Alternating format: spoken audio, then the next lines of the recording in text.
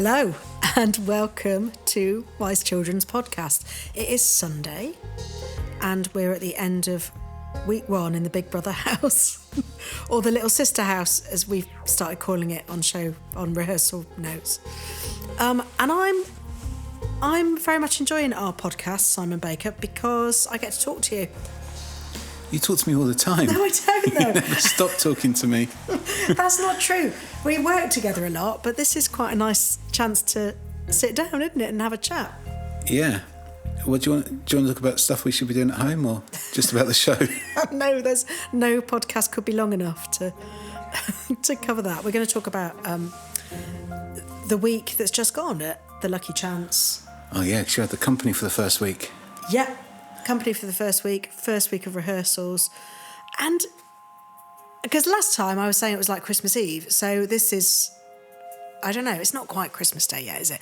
But it did happen. People arrived. Oh, and Si, it's so amazing the work that you have done on the building, you and Jay and Jamie. It's magic. It's really magic. So it's been everything that I could hope for. We've had fantastic friends and artists in. Everybody eats their lunch in the sort of the top bar. We've been rehearsing on our set down in the main space. We've gone out and done a lot of drinking. Have you? But that's part of it though, isn't it? Because everybody's out, a lot of the company is staying in Frome now, aren't they? Yeah, the company's basically split in two, which is the people that are living in Frome. There's those of us that live in Frome anyway, and those people that have up sticks to come and live in Frome for the production. And then there's the Bristol-based gang, and they're really good. They all go home to their families, and I imagine eat lettuce and mineral water. But those of us, I mean, I feel a responsibility to the people that have moved to Frome. Yeah. But that makes it sound like I'm doing it for them, which I am. I mean, I do think if you're asking people to live away from home, it's really nice to build a sense of community with no pressure, but to sort of say there are things happening. But the same goes for me, which is how happy am I that I've got friends and colleagues like living locally. I can't get enough of it. I love it. But that does mean that I've come in like a bad cat almost every night, haven't I? You have, really, yeah. Have you recorded anything for me? Yes, I have. I've got a pub conversation. Well, let's have a listen to that then. So we are in the pub after our first day of rehearsals for the Little Matchgirl. With a fluffy mic. And we've done our first day for Little Matchgirl, and it feels like the beginning of the Lucky Chance. It feels like a theatre. So, Katie Owen, how's it been today? Lean in. Tedious, aggressive, intimidating. I couldn't have loved it more, actually, and I feel almost tearful that we've gotten to this point, and I feel very lucky indeed. The Lucky Chance also, can I get a taxi home to Cardiff?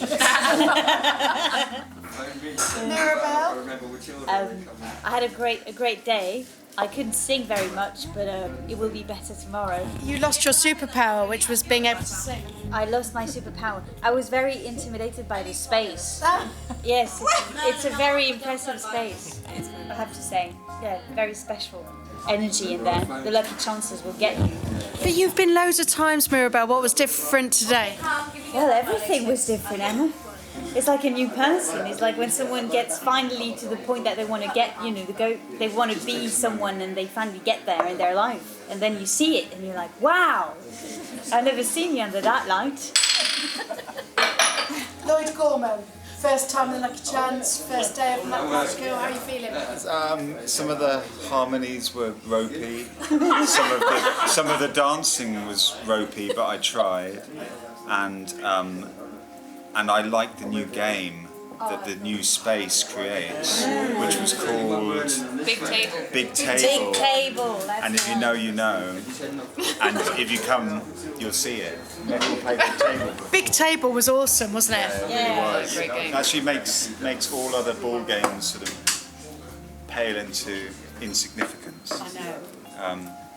Annie! Yes. Choreographer. Yes. How's today been? It's been incredible. It's been absolutely amazing. Such a glorious space to move in, to play in, and to jump around. I feel really privileged to be the first show in the Lucky Chance.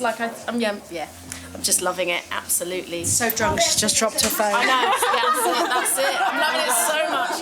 Throw everything off. And yeah, feel really privileged, really humble. It's going to be a thing of magic and beauty. It sure is. Vince, how's it been? Oh, it's been great. You know, I did a lot of singing today, even though I'm not here to sing. I also did some technical work, you know. I worked on the printer. Describe the technical. Took some wires in. I tucked some wires under the stage, yeah, because it was a hazard. You know, I was afraid because Maribel was flipping all over the place. Come on, Vince. We found you in America. We've brought you back here, and you are a percussionist as well. So you're going to be making some music. That is true. I'm always making music, and I do love music. So yeah, that is highly likely. Edie, you're coming back for your third time as Little Matchgirl. How does it feel?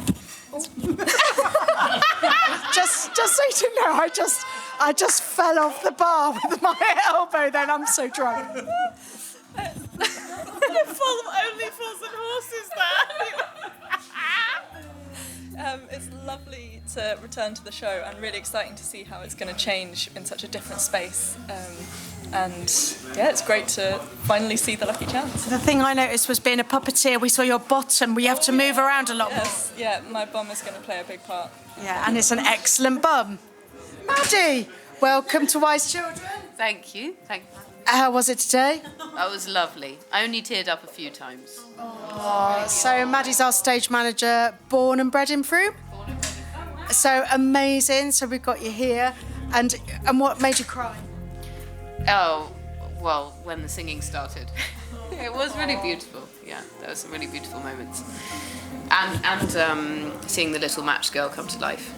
Really, really beautiful. She's a bit amazing, isn't she? It's really amazing. Yeah. Was it you who said you thought there was a child? You came into the room and thought there was a child in the room, and then were like, oh, wait, no, it's... She's got the magic. She's the most magic puppet ever. Laura Keefe, how are you doing, apart from laughing at me? I was laughing at Vince thinking a puppet was a child. I'm very good. I've had a lovely time. I'm very delighted that there's lots of people to clean the toilet and the kitchen, but also mourning my job a little bit as well. Well, I know we've been working really hard to get the space ready, and now we're handing it to the ensemble, to the future. It's brilliant. Good night, everybody. Say good night. Good night. So what have you... I've been in rehearsals. What have you been up to? It's been a funny week this week. I'd rather let you get on with rehearsals because me and Jay had to sneak back to the office to do such exciting things, such as get the budget ready for the board meeting in early December. And you know how much I love doing admin. I'm laughing because in Little Matchgirl there's a joke, isn't there, about budget, and it rhymes with fudget. Anyway, sorry, now I've said that. We'll need more budget. You can't just fudge it. Well, we've been working on that. I suppose we've been a bit scared of looking at the budget, so I haven't actually opened it for about 4 weeks. And all the final bills are coming in, so we were just making sure we're not going to bankrupt the company. I'm expecting you to bankrupt the company. I expect nothing less. I think we're going to be absolutely fine. Do you really? Yeah, I do. I think we're going to be... I mean, clearly we're not going to be on budget, and we're certainly not going to be under budget, but we're going to be within the right ballpark. Just imagine how big that ballpark might be. Massive. Well, so I think we're going to be I'm all a right. little bit dumbstruck because it doesn't feel like there's been any expense spared. Now, I know that you've been doing it yourselves. So on that level, I can see that there's been some savings, but everybody needs paying. And I mean, it looks amazing. It does not look like a cheap makeshift bar. So if it really is coming in the right massive ballpark, that's amazing. I think it's going to come in okay. And I think Little Matchgirl, this is interesting podcast stuff, isn't it? The inner workings of Wise Children. I think both are going to do. But both are going to come in fine, both the building and the production. But those sort of things are important because if we had have gone way over budget, we would have been in trouble next year, and our cash flow would be all wrong, and that means that Bluebeard might have to suffer, or yeah. Do you know what I mean? So there's a sort of big responsibility. It's amazing, and I don't want to sound flippant because budgets are there to help you stay on track, but there's also a tipping point, isn't there, with anything where you're in. At some point we are going to open Yeah. Little Matchgirl, and if it needs doing, it needs doing, and if you're going to spend money, you might as well spend the right money. So there is a moment when you sort of blow it a little bit, but so it's amazing if we haven't. No, I think we're doing okay. And we did have a few scares because people might have seen the shots on social media that there was the front of the building has a big stained window. Yeah. And over that stained window was probably put up in the 90s some perspex. Mm-hmm. And somebody just literally the week before we bought it, I think we'd even had an offer in on it. I think our offer had been, I think we'd bought it, but we hadn't got the keys. You know, it was in that long. Yeah, it was that period, wasn't bit. it? Somebody put up a sort of massive poster over the front of that window, and they put it up like you would put up an old billboard poster, so rolls of paper and wallpaper paste and a broom, presumably. But this thing was long broom, because it's a very long high. broom. But this thing was huge, and it was clearly a sort of piece of installation art. But we could not find out who'd done it. We'd been to everybody, been to all the sort of various places in Frome we could think of, the sort of photographic exhibition people and lots of local artists. We put it on social media. We did an awful lot of work around it to try and find out who it was. Nobody claimed responsibility for it. So we thought, well, this can't be. What it wasn't was a Banksy that we were going to suddenly be able to pay for everything with. Wouldn't that have been good? But anyway, Banksy, if you're listening, yeah, come and do a just do picture something for us. Come on. So we had this big thing which we then needed to get rid of because we didn't really know what it was. We didn't know who it was by, so it's not like we could have sort of celebrated it in any way. And it looked a bit, it wasn't very us, was it? It didn't look anything like anything to do with Wise Children. So it had to come down. It's quite difficult to get that down. It's very easy to get it up, very difficult to get it down. But in the process of trying to get it down, I can't remember how you describe them, our window perspex fitting company, let's go with that, discovered that window was loose. What, the glass or the stone? I think it's called the mullion, which is the stone which holds the glass in place, was moving around. So poor Jay, that was in the middle of our last board meeting, which is why Jay had to disappear. So as we were telling the board how brilliant TLC was going, Jay was legging it down there to find out if the wall was going to fall down. So we had that to deal with, and it's actually fine. The building is shifting slightly, and it's probably been shifting slightly for about 60 years. And we've had lots of people here. We've had the architects that have been back in. We've had several stonemasons come and look at it, and we've now got lots of plans. There's several stonemasons. Round here there are, surprisingly, yeah. We've had 2 stonemasons out so far. But it's actually completely safe. But in order to make it absolutely safe, the stonemason recommended we batten some of it off from the inside. And that led us to Malcolm Rippeth's blackout curtain fiasco, as it shall be called. Is this another moment when you've nearly died? And the context to this is, last time I was watching Simon Baker up a scaffolding tower, you electrocuted yourself. I did get electrocuted that day, yeah. That was upsetting. So was this another scaffold tower incident? This was much scarier. This was a much higher scaffold tower. Mm-hmm. I love stories like this. Where certainly Jay, Jamie and myself were being very overly ambitious about how much weight we could actually lift. That Jamie had to eventually call up some grown-ups because clearly me and Jay just weren't strong enough. So lots of things. So in terms of the budget, when you look at the sort of dominoes of let's take down this picture, the front wall's moving more. Then it needs tying back. Then we need to get a stonemason in. Then we have to pay lots of other professional fees to make sure it's safe. So all of those things kind of you can't predict them. And when you're writing a budget or looking at a project like that, you can't predict. You can't just kind of craziness. You kind of can't, especially when you're inviting the public in. Well, I tell you what, if you have brought this amazing renovation in the ballpark of the budget, it's a Christmas miracle. I think it's going to be pretty close, actually. Well, my week event that I thought I would talk about, and which I still haven't 100% processed, was really interesting because this is the 3rd outing of the Little Matchgirl, so it's a show I know well, and it's evolved every time, and it's evolving again. And it's a very, very well-known folk story, fairy story, with a very sad end. So I feel that it's in the cultural DNA that it's sad. And I also feel when we made it, there was the Syrian crisis, and do you remember little Alan Kurdi that was pulled from the sea? You know, I mean, it's been made very much with the refugee crisis and with war zones in mind, and about the children that are forgotten. Anyway, cut to this new production. I'm working with lots of people I know, but only 2 people in the room have worked on the show before. And one of the people that's worked on this show before is Edie, who's the most fantastic puppeteer, and Edie has operated the Little Matchgirl puppet in all 3 productions. Anyway, we got to Friday, and I was trying to just have touched on every bit of material that of the show in the first week. So it was unbelievably rough, and I just said, just plough through, let's piece it together, see what we've got.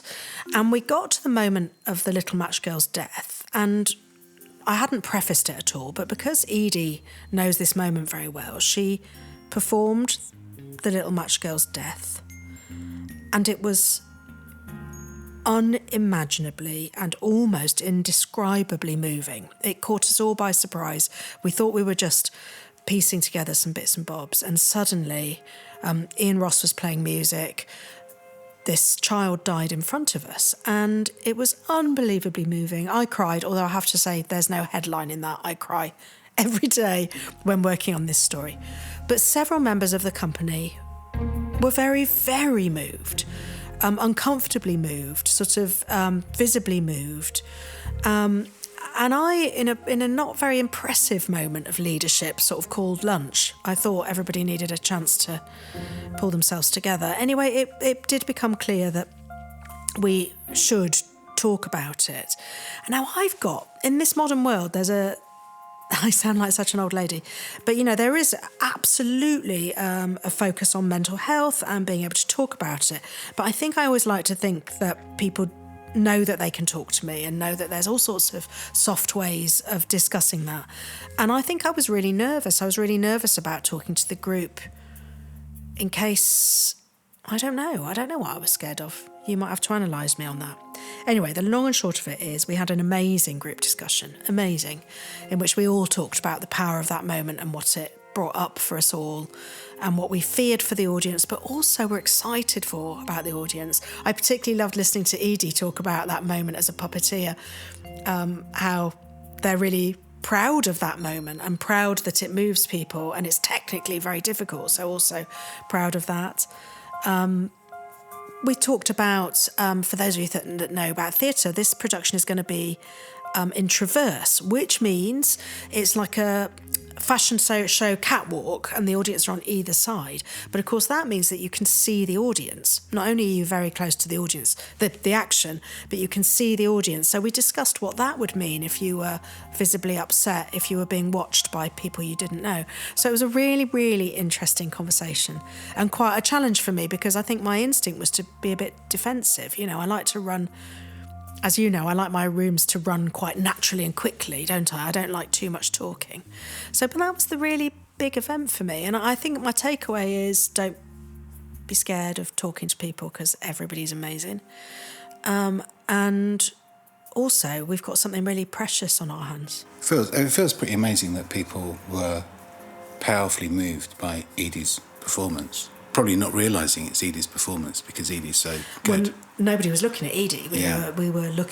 We were completely transferring onto this puppet designed and created by the amazing puppet maker Lindy Wright. You know, so there's magic in the room. The puppet is magic, and Edie's operation was magic. So I think we forgot the technique. We forgot that, and all of us were absolutely transported. But you know, it definitely poked at my vulnerabilities, because I make theatre. You know, I suppose I'm possibly a bit scared of people's individual emotions. Presumably that's happened. I mean, you've made lots of shows that can be quite brutal. Red Shoes is really brutal. I'm trying to think of the others. Don John was pretty. So you've made shows with big emotions attached to them before. Yes. You know. I wonder whether it's. I mean, we cannot separate the images we're seeing of Gaza from what we were projecting. I think maybe we're. It is so hard to watch those images and to feel so powerless, and I think that was probably absolutely summoned up in the alchemy of that room. There's several parents in the room, but I also think the world is changed, and let's hope for the better. You know, since COVID, and I think people are more mindful and quite rightly need to not repress that. You know, you talked about the red shoes, but that's 25 years ago. We repressed everything. Yeah, we were really good at that. Wild Bride. I mean, that was all those shows are quite. They're all quite brutal and very sad. I wonder how kids will manage it, because kids are much better at dealing with. I mean, that's why those folk tales exist, isn't it? I mean, they're kind of taking big adult themes and teaching them to kids. Well, I mean, I'm not a parent, so I suppose, but I was a child. I mean, I'm passionate about the what I call wonder tales, because I think they're teaching stories. They were primarily handed down orally from women to women, women to boys, saying these are the things that life is going to throw at you. And the stories, I always think that you put them in your sort of your invisible pocket, and when you're told them when you're little, and you don't know that you need them, but you pull them out when you need them, so that when you're spotty and gangly and you hate yourself physically as a teenager, you remember the ugly duckling. Or when you're feeling unloved in a step family, you remember Cinderella. You know, these are cracking stories. I do some of the more unusual ones. The Red Shoes was really about the fight for your artistic and individual freedoms. You know, that's very much a coming of age, a brutal story of the cost of living a vibrant, true life. And then Wild Bride is really about endurance and healing, how you can heal from trauma. So, these stories are massive. And Little Matchgirl is about poverty. It's really political. It's really, really political. And there's sort of no getting away from it. And I'm really, really passionate about that. But on the other hand, sorry, it's because it's been going around my mind a lot, is I was a crier as a child. I think you're right that possibly adults will be more moved by this than children, but I used to wail at Disney films. Definitely. My dad, I remember being taken to sort of Saturday morning cinemas and like having to be carried out sort of, like proper sobbing. But I don't look back on that as a bad thing. I was an emotional child and I'm an emotional adult, so I don't think any of that did me damage. So I think we're all thinking about that. I don't know whether I'd want to have been seen, so I am interested in whether the way that we've orientated the space, whether that changes anything. And it would be really interesting to see how children respond. But I'm passionate that children have to know about these things, and stories give them a safe place to imagine the worst, but also what you can do to change your life or to alter things. And it's an amazing show as well, because it's a bloody silly show. We've got The Emperor's New Clothes next door to it, so it's not like you're in this gruelling, sad story. We're in a very magical world, but that slowly takes us into a world that, is emotionally uncomfortable but feels vital. Yeah, I mean, the Traverse thing might be interesting, because I've done many years of Christmas Carol, Matthew Walsh's Christmas Carol at the Old Vic, which is sort of, I mean, I guess you could call it In the Round. It's a kind of weird version of In the Round, but we've got, certainly when you're sat in what would normally be the stalls of the Old Vic, you're looking straight across at another audience sat on stage, and Tiny Tim dies in that, and it's incredibly moving and incredibly powerful. He dies in one of the ghost. I was going to say, yeah, does he? Yeah, I've ruined it for you. Oh yeah. But in one of the the visions. Yeah, they're unable to bring him back to life. I just had a bit of a moment there. I'm sure he lives. He lives yes, in there. You've ruined it for everybody that's going to see it this year. And I don't know whether the Traverse has made a big difference to that. I think it's a much more collective experience. I think there's always fantastic. There's always a collection for numerous homeless charities around it, and there's always a sort of fantastic response. I think it does move people, makes people think about. So, and I wonder whether that it kind of benefits from being in the round, because it's much more, you feel much more connected to everybody else in the space, rather than it just being a very solo thing that you're witnessing. Oh, and do you know what? I just was with a friend earlier today and thinking about AI and how AI is going to be able to do everything. In a heartbeat, AI is going to be able to do pretty much every job the rest of us spent our lives doing. But the thing AI can't do is that collective experience and that coming together of human beings. And, you know, it's really precious. It's really, really precious. But yeah, it was a really interesting challenge to me. You know, I've been doing this a long time. And my company were brilliant. That's what I want to say. They surprised me, they challenged me, and they picked me up and said, keep going, which was really touching. It was really touching. So that was the big event of the week. But this is going to wow anybody who's listening. I have slept better in the last 2 nights than I have for months, if not years. So there's a peace falling on me. There's definitely a peace falling on me around all of the alchemy that happens. I mean, you know more than anybody, I fall asleep like a stone, don't I? And then I wake up in the early hours and my mind races forever. And it's like every night I'm sleeping an hour longer. It's a little bit magic. Well, we can fix that, because I can just give you the jobs list for next week. Keep you up. I have got one job on my list, and it's a very big job, so... Yeah, okay. Oh, no, 2, because I have to be social secretary as well. Yeah, that's taking it out of you, isn't it? Yeah, make the show. Do you think that's making you all emotional? Quite possible. Right, it's Sunday. It's strictly results. Are you going to stay in the office? I've got a couple more hours to do here. Oh, my goodness. That's okay. Those education films won't make themselves, will they? Apparently. Wow, who's that? All right. Bye. Bye.